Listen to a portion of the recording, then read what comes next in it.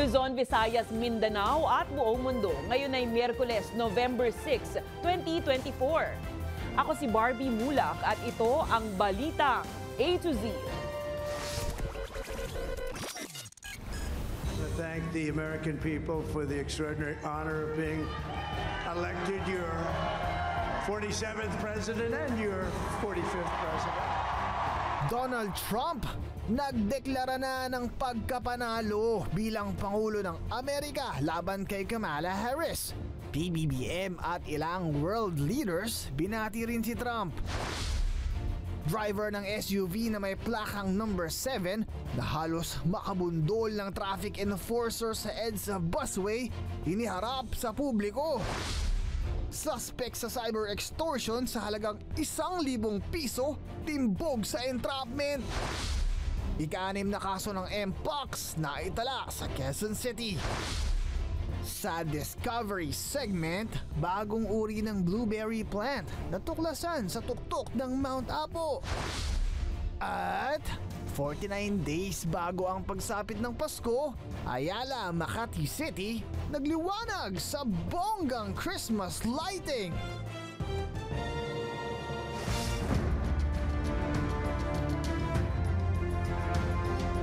Magandang gabi, pambungad sa ating newscast. Nagdeklara na si Donald Trump ng panalo sa pagkapangulo sa Amerika laban kay Kamala Harris. Ayon sa ilang analyst, isa itong kagila-gilalas na political comeback. Ang balitang A to Z ni Paul Henson. Look what happened. Is this crazy? Tila maging si Donald Trump ay hindi makapaniwala sa takbo ng bilangan ng boto. Kahit may ilang states na nagbibilangan pa kanina, hindi na nag-aksaya ng panahon si Trump sa pagbubunyi sa harap ng mga taga-suporta sa West Palm Beach, Florida. I want to thank the American people for the extraordinary honor of being elected your 47th president and your 45th president.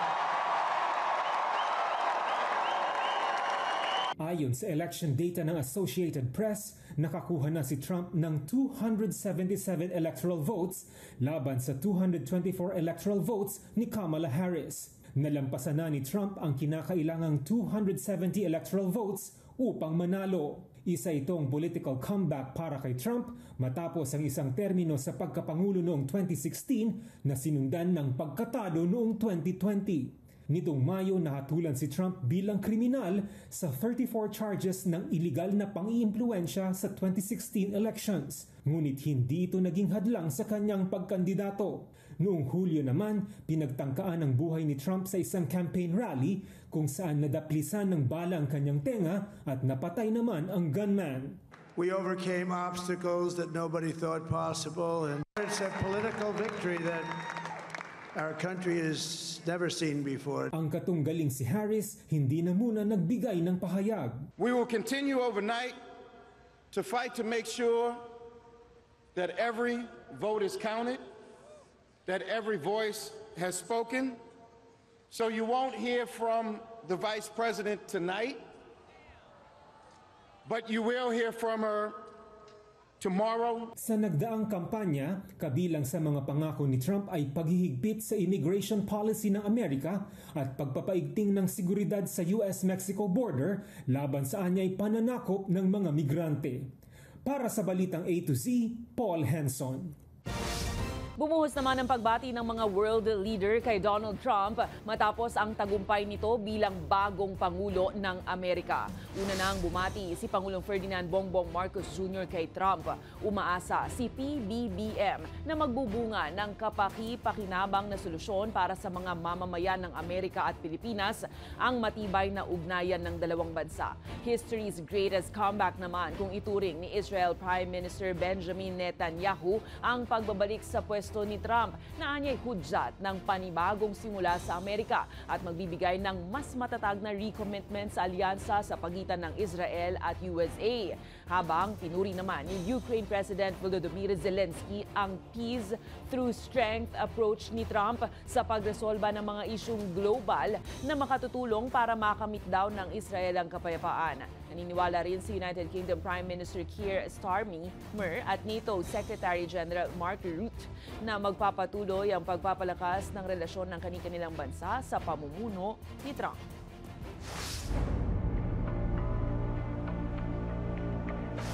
Ilang araw matapos mag-viral ang puting SUV na may plakang 7 na iligal na dumaan sa EDSA busway, iniharap ng Land Transportation Office ang driver sa media para humingi ng dispensa. Ayon naman kay Senator Tulfo, may kaugnayan sa isang senador ang gumamit ng sasakyan. Alamin sa balitang A to Z ni Ace Cruz. Ako po'y nagkasala sa yung paglabag sa regulation ng batas na pumasok po ako sa EDSA. Itong pag-amin ni Angelito Edpan, ang driver ng SUV na may plakang 7, na iligal na dumaan sa EDSA busway nitong weekend. Iniharap sa Edpan ng Land Transportation Office sa media para personal na humingi ng dispensa sa inasal sa enforcer na nanita sa kanya. Inakala rin daw niya na pwedeng dumaan sa busway dahil araw ng linggo. Ako po'y humingi ng pasensya.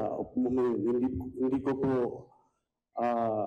gusto na yung ginawa ko sa aking pagkakamali. Hindi ko po nanais na makasakit sa enforcer na pumara sa akin. Sir, sakit lang po, sakit lang. Sakit lang, sir. Naabante mo sakit lang. Sa video na kuha ng Special Action and Intelligence Committee for Transportation noong linggo, makikitang dire-diretsong SUV sa EDSA Guadalupe Station kahit pa pinatitigil na ito ng enforcer. Paki-atras po, paki-atras. Eksklusibong plakang 7 para sa mga senador pero walang registration ng naturang SUV sa sinumang senador ayon sa LTO. Ang tanging may pribilehiyo na dumaan sa busway ay mga sasakyang may plakang 1 hanggang 5 mula Pangulo hanggang Chief Justice. Yung ating mga kababayan, wag po kayo gagamit ng sasakyan, no? Kung meron kayong binabalak na hindi tama or to violate traffic laws, so rest assured we will find you. Napag-alaman na nakarehistro ang SUV sa Orient Pacific Corporation na ginagamit umanong service sa kanilang mga kliyente. Pero tumanggi ang kumpanya na magkomento tungkol sa posibleng koneksyon sa sinumang personalidad. Lalo't patuloy ang investigasyon dito. Samantala sa hiwalay na press conference, related ito sa isang senador.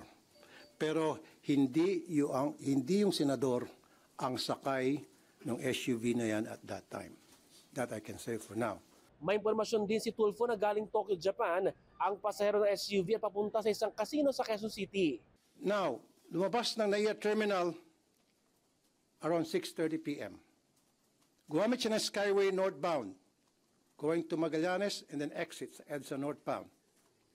Pag-exit niya ng EDSA, Magallanes, sa may bandang Guadalupe, doon na sila naharang. Samantala, binatikos naman ni Tulfo ang MMDA dahil hindi raw ito nakikipagtulungan matapos tumangging maglabas ng CCTV footage. Ayaw nilang mag-provide ng CCTV footage. Very uncooperative itong MMDA, parang meron silang tinatago, parang meron silang pinagtatakpan. Why? Gigisahin daw ni Tulfo ang MMDA sakaling ipatawag ito sa Senado sa gitna ng investigasyon. Para sa balitang A to Z, Ace Cruz. Nagbabala ang pulisya laban sa mga lumalaganap na kaso ng extortion sa pamamagitan ng text at social media. Arestado ng pulisya ang isang suspect sa kasong cybercrime matapos nitong pagbantaan ang kaligtasan ng isang biktima kapalit ng halagang 1,000 piso. May balitang A to Z si Kim Salinas. Ito ang video ng operasyon ng PNP Anti-Cybercrime Group o ACG. Nakatanggap ang biktima ng banta sa kanyang messenger na kung hindi siya magbibigay ng 1,000 piso, may masamang mangyayari sa kanya. Ikinasa ng ACG ang entrapment operation at kumagat naman ang suspect sa napagkasundo ang halaga. Nang masuko ang suspect, nagpangbuno pa ito sa mga otoridad at nagpupumiglas. Pasuyo mo ako at tupay ng 1,000 Nalaman po ng mga operatiba natin na itong suspect po pala ay natulungan dati nung victim financially. And ngayon po nangangailangan siya ng pera kaya nagawa niya yung ganitong aktibidad. Haharapin ngayon ng suspect ang kasong paglabag sa Cybercrime Prevention Act of 2012 na bukod sa multa, may kulong pa na aabot ng 6 na taon hanggang 12 taon. Ayon sa ACG, talamak ang ganitong mga modus. Ang naitala po namin ay noong 2023, 134 cases po. And ngayon po na January to October 2024 ay meron na pong 85 cases. Nakikita natin na medyo tumataas yung robbery with intimidation of person. Dagdag pa ng PNP-ACG, may sumisibol ngayong bagong modus na ginagamit pa ang pangalan ng mga pinuno ng pulisya katulad ni PNP Chief Romel Marbil. Ayon po sa nag-report dito sa PNP-ACG, nakatanggap po siya ng email. Ang laman po ng email ay binibigyan siya ng 24 hours to act regarding po doon sa case na final sa kanya. And kung hindi po ay i-turn over po for court trial yung kaso niya. Payo ng mga otoridad, maging mapanuri sa bawat natatanggap na email o text. Nag-e-evolve din po yung mga ginagawang illegal activities ng cybercriminals kasi may tinatawag po tayong social engineering. Ito po yung pinag-aaralan din ng cybercriminals kung ano ang pwede nilang technique na gagawin para makapang-scam or makapang-biktima ng mga tao. Dagdag pa ng pulisya, huwag agad maniniwala sa mga kaduda-dudang mensahe at maging mabusisi sa bawat katransaksyon. Magsumbong agad sa kapulisan para agad na maaksyonan. Para sa Balitang A to Z, Kim Salinas.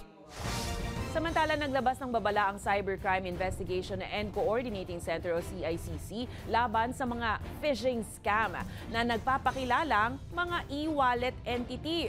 Gamit ang IMSI Catcher, nakakakonekta sa mga mobile signal ang mga scammer. Magpapadala ang scammer ng text message na may kasamang link sa mga users gamit ang pangalan ng e-wallet na nagsasabing kailangan raw i-update ang kanilang account gamit ang link. Sakaling pindutin, magkakaroon na ng access ang mga hacker sa account ng mga biktima. Tinutugis na ng ahensya ang na-detect na signal ng mga scammer sa ilang lugar sa Metro Manila. With all the raids, mga POGO scam centers natin, magbabago ng technique itong ating mga natitirang operators. So true enough, in just started last weekend, na-detect namin nag-uumpisa sila ngayon mag-proliferate itong messages in the disguise of a SMS message coming from GCash and Maya. Sa kabila ng mga birada ni Vice President Sara Duterte kay Pangulong Ferdinand Bongbong Marcos Jr., nananatili daw na matibay ang pagkakaibigan ni Senator Amy Marcos at VP Sara. Ayon mismo kay Senator Amy, mas mahalaga ang mahusay na pakikisama at hindi pakikipag-away. Lalo't na itatawid daw niya na makipag-alyansa sa ibang mga partido. Itinanggi rin ni Marcos na siya'y nagalit sa mga naging pahayag ni Duterte sa kanilang pamilya. Wala. Matagal na yun. Panis na eh. Kaya okay na. Ang tawag nito, tuloy na tayo magtrabaho. Kaya nga, sinasabi ko, ayokong may alyansa, papanig sa isa, laban dun sa isa, makikipagbunuhan. Ayokong makipag-away, dami-dami pang trabaho. Sinasabi ko na nga, magkakadungisan, ano ba tawag dyan? Ang sagwa magkakabanatan na hindi maganda. Kaya para sa akin, mainam pa, independent na muna ako, solo flight na lang, bahala na. Nilagdaan na ni Justice Secretary Jesus Crispin Remulla nitong Miyerkules ang Immigration Lookout Bulletin Order laban sa 7 opisyal ng Office of the Vice President. Ito'y matapos i-rekomenda ng House Committee on Good Government and Public Accountability ang ILBO. Matapos bigong dumalo ang mga naturang opisyal sa mga pagdinig ukol sa confidential funds ng OVP. Kabilang sa ILBO sina OVP Chief of Staff Zuleika Lopez, Assistant Chief of Staff Lemuel Ortonio, Admin at Finance Finance Services Director Rosaline Sanchez, Special Disbursing Officer Gina Acosta, Chief Accountant Julieta Villa del Rey at dating DepEd officials na sina Sunshine Shari at Edward Fajarda. This ILBO is not a restriction to their travel or their right to travel, but merely a monitoring mechanism by which we can see kung lumabas po sila sa bansa or pumasok na.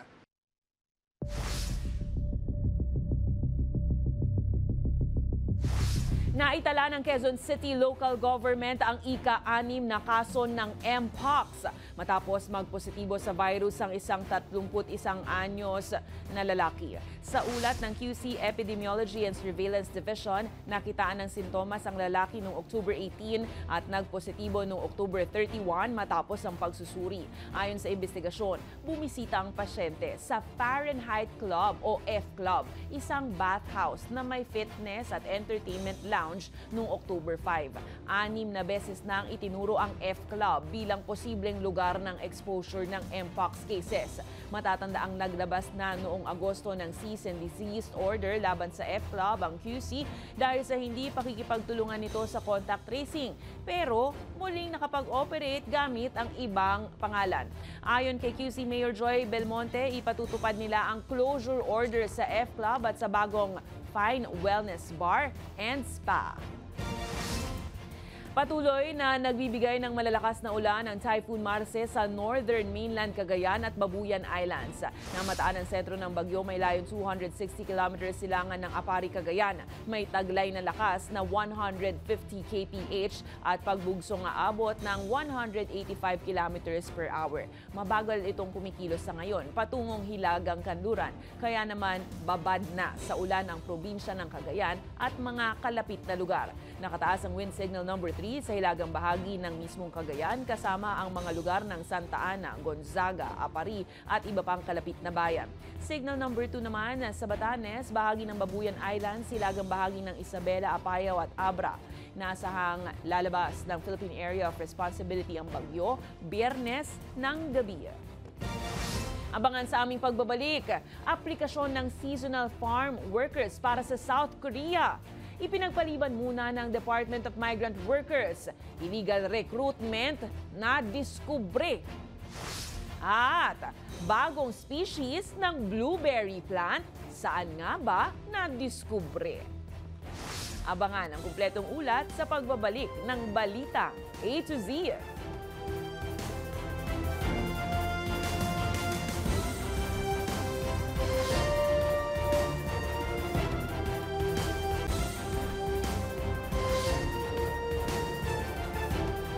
Pinagpaliban muna ng Department of Migrant Workers ang pagre-recruit ng seasonal farm workers para sa South Korea sa 7 lokal na pamahalaan dahil sa mga ulat ng illegal recruitment. Ang Balitang A to Z ni Ian Maghanoy.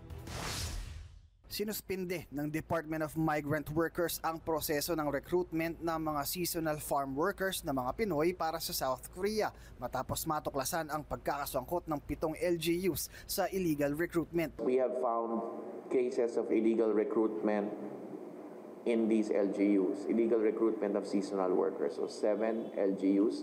We will not mention the names of the 7 LGUs. Sa ilalim ng Seasonal Worker Program o SWP, inaasikaso ng mga local government sa Pilipinas ang pagpapadala ng mga seasonal farm workers sa South Korea. Mahigit 6,000 seasonal workers na ang naipadala sa South Korea kung saan kasalukuyang nagtatrabaho na roon ang mahigit 4,000 OFWs. Ngunit kasunod ng mga ulat ng pang-aabuso sa mga manggagawa, nagpatupad ang ahensya ng mga panuntunan simula Pebrero ngayong taon para matiyak ang patas na kondisyon sa trabaho at membership sa Overseas Workers Welfare Administration. And regarding these 42 OFWs victims of illegal recruitment, ito po yung ni-refer ng office po ni Senator Raffy Tulfo last week. And luckily, ang modus operandi po nito, may 30 dalawang lalaki, isang kababaihan na nagpapanggap na representative sila ng licensed recruitment agencies. When we verified these 3 licensed recruitment agencies, one of which is a presidential awardee, siyempre po hindi totoo. Patuloy ang investigasyon sa mga kaso ng illegal recruitment na umabot na sa 37 kaso at may 118 reklamo. 3 dyan ay pawang nagbunga na. Tig-isa dito ay gumugulong na ang kaso sa Regional Trial Court ng Davao City at Pasay City. They were able to dupe 3,000 respondents, no? 3,000 because they told the peso counterpart doon sa region na yon na mayroon silang connection sa isang LGU, Korean LGU, and then meron silang memorandum of agreement at ino-authorize sila ng LGU from a southern region, no? So with this, mga syndicated respondents to, kaya kailangan po naming tutukan. Isang kaso naman ang na-dismiss dahil nagkaaregluhan ang complainant at respondent sa Tarlac Regional Trial Court. Sa harap ng mga isyong to, tiniyak ng DMW na sila ang hahawak sa recruitment process para maiwasan ang illegal brokers at mga illegal na recruitment fees. Iniutos din ng DMW ang mabilisang pagproseso ng action fund para sa mga biktima ng illegal recruitment na matagal nang naghihintay ng tulong pinansyal mula sa gobyerno. Nagbigay din ng katiyakan ang Greek government na hindi napapayagan sa Red Sea at Gulf of Aden ang mga barko mula sa kanilang bansa bilang pag-iingat sa seguridad ng mga Pinoy seafarers. We received an assurance from a group of from a Greek principal with 84 ships. We were visited by the licensed manning agency today to add on to the commitment that they will no longer navigate through the Red Sea and Gulf of Aden. Para sa Balitang A to Z, Ian Maghanoy.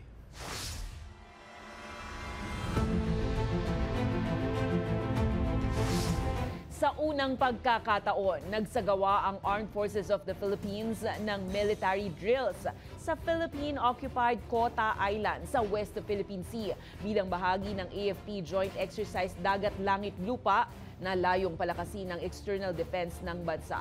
Sa ilalim ng drill, isinagawa ang island retake scenario ng mga sundalo ng Philippine Navy, Philippine Marine at Special Operations Group na nagsagawa ng assault mula sa BRP Ramon Alcaraz gamit ang mga inflatable boat para maagaw muli ang isla. Layon ng pagsasanay na ipakita ang interoperability ng iba't ibang sangay ng AFP. Handa raw ang AFP na depensahan mag-isa ang mga isla ng bansa laban sa sinumang puwersang panlabas bago humingi ng tulong sa mga kaalyado. At kanina nakita natin kung gaano ka-epektibo yung interoperability ng ating Philippine Air Force, Philippine Navy, no? And yung ating Special Operations Forces. We are expecting it already. Dahil nga pinapanood nila kung anong mga ginagawa natin. But we welcome that. It adds realism to the exercise.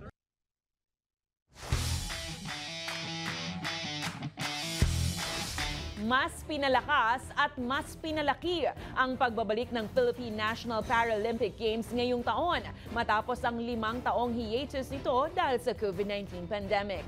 Nasa mahigit 900 atleta ang maglalaban-laban para sa 9 na sports, kabilang ang archery, athletics, badminton, kasama rin ang boccia, chess, powerlifting, swimming, table tennis at wheelchair basketball.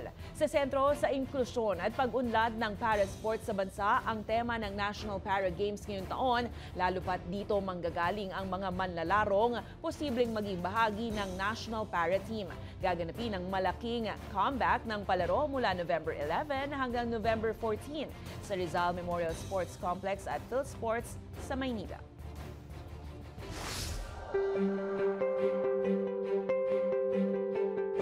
Isang bagong species ng blueberry plant ang nadiskubre sa pinakamataas na bahagi ng Pilipinas, ang Mount Apo Geopark.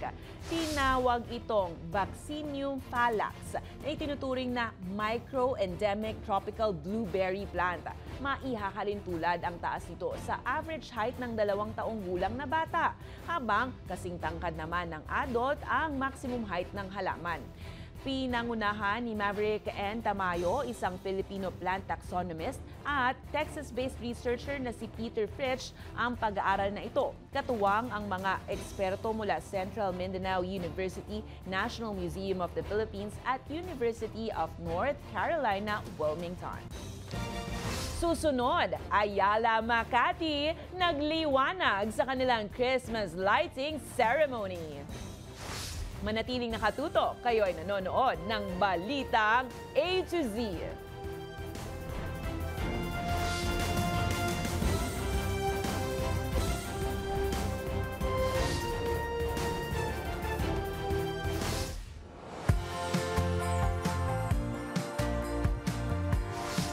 Paningning ng paningning ang paparating na Kapaskuhan, lalo't nagsisimula ng ilawan ng iba't ibang lugar. Katulad na lamang ng Christmas lighting sa Ayala, Makati City ngayong Miyerkules ng gabi. Ang kumikinang na istoryang A to Z, hatid ni Lane Garcia.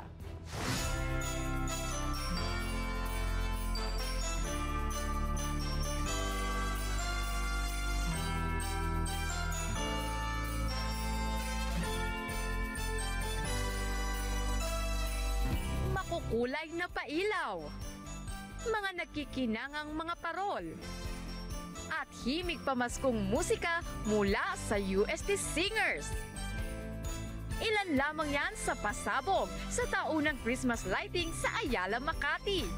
Sa launching ng Festival of Lights, nagniningning at nagliwanag ang kapaligiran nang sabay-sabay buksan ang pailaw sa kahabaan ng Ayala Avenue. Iba naman ang gimmick sa Ayala Triangle. Hindi man tulad ng nakagawian sa dancing lights, marerelax ka naman sa ambience ng mga puno rito na puno ng nakasabit na Christmas lanterns. Ayon sa Ayala Corporation, since early 1980s pa nga raw nang magsimula ang tradisyonal na pailaw ng Christmas decoration bilang paghahanda sa nalalapit na Kapaskuhan. Present din dito si Mayor Abby Binay na pinangunahan ang programa. Ang mga parol, pailaw at iba pang decorations ay patunay sa masiglang pagdiriwang ng Pasko para sa mga Pinoy. Para sa Balitang A to Z, Lane Garcia. Kung kayo ay may kwentong kakaiba, mga kwento ng pag-ibig o storya ng inspirasyon at pag-asa, maaari nyo itong ibahagi. Sumali sa ating Facebook group na Balitang A to Z. Panoorin ang replay ng ating programa at sundan ang ating social media pages, hanapin ang Balitang A to Z. Ang ating pabaong quote of the night ngayong Miyerkules ay mula sa American businessman at politician na si Gary Johnson. Sabi niya, kahit sino man ang nanalo, ang halalan ay dapat maging pagkakataon para sa pag-asa at mga bagong hinaharap. At yan ang mga balita at impormasyon, mga kwentong may dalang inspirasyon na tinutukan ng Balitang A to Z. Pinag-uusapan na ang mga holiday vacation, hudyat na nalalapit na talaga ang pagdiriwang ng Pasko. Abay, bakit hindi nga ba ganyan ang topic? 49 days na lang po bago ang masayang pagdiriwang. Ako si Barbie Mulak, maging maalam, makialam. Magandang gabi sa'yo, Pilipinas!